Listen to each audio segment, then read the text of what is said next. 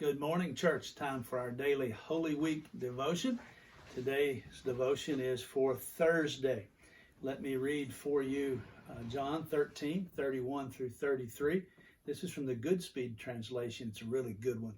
The Son of Man has been honored, and God has been honored through him, and God will through himself honor him. He will honor him immediately. My children, I am to be with you only a little longer.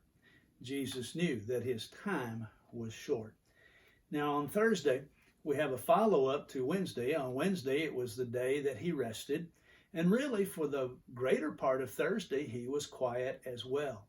And then in the early evening, things really started to happen. It moved quickly from that point on. In fact, if you get really strict with the calendar of the day, much of this happened on Friday. Their calendar started at sundown. Our calendar starts at midnight. The days change. So there's a few hours there, and you might read one devotion that says one thing and another that says another, but just be aware, Thursday evening was when these events started. So he had a quiet day, and then he had a busy time. How busy? Well, we've been doing one day in one devotion, and in this book, 8 Days of Glory, it is one chapter per day, except Thursday. And Thursday gets 3 chapters. I'm not going to cover all of the events of those 3 chapters, but just a little bit from today. So what happened on Thursday? Quite a bit, in fact.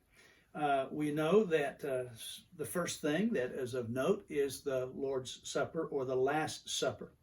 We find also that Jesus had already prepared for this, just like he had prepared for the triumphal entry. He already had a place set up, and he sent his disciples in to prepare. So we see that Jesus was ready, plans were made. Jesus was a good Jew. Jesus kept up with the religious calendar. Jesus participated in the events of his day. It reminds us that church is important for us, and we need to participate in the regular events of our church, participating in worship and the other activities as well. Jesus did. He's a good model for us. Now, he may have been doing something slightly different than just instituting what we call communion or the Last Supper. William Barclay wrote that he thought Jesus was actually trying to say to his disciples, every time we have a meal, we should remember him. Now, that may be the foundation for why we say grace at each meal. I'm not sure, but it seems to fit. And the reason Barclay would say this is because when Jesus prepared the place for his Last Supper, it wasn't a fancy place.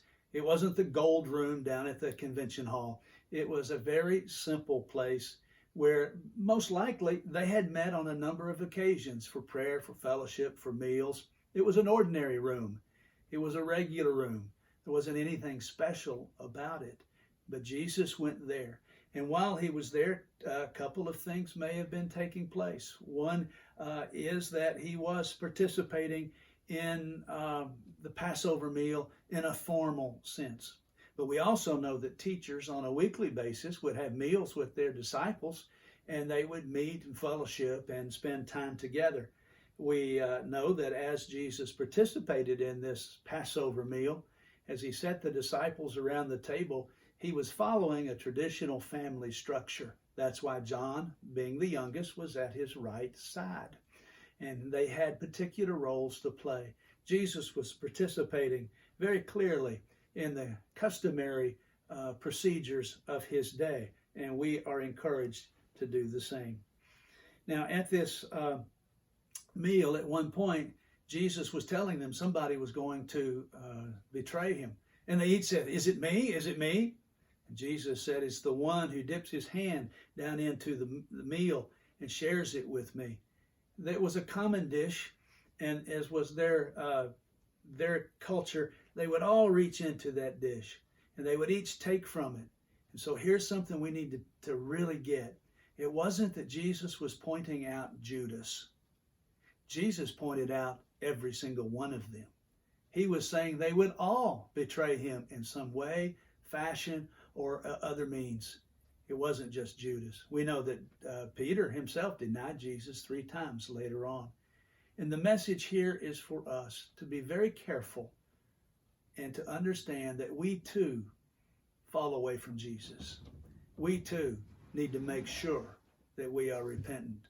Don't get so proud to say, I'll never make a mistake. No, because we do. Jesus was identifying everyone. And then the evening ended, or at some point during the evening, Jesus washed his disciples' feet. It was a busy, full evening, and the worst was yet to come. I'll leave you with that part as you think about the Lord's Supper and what it means. Meditate on that throughout the day, and then read the rest of the chapter, and you will find a lot happened on Thursday.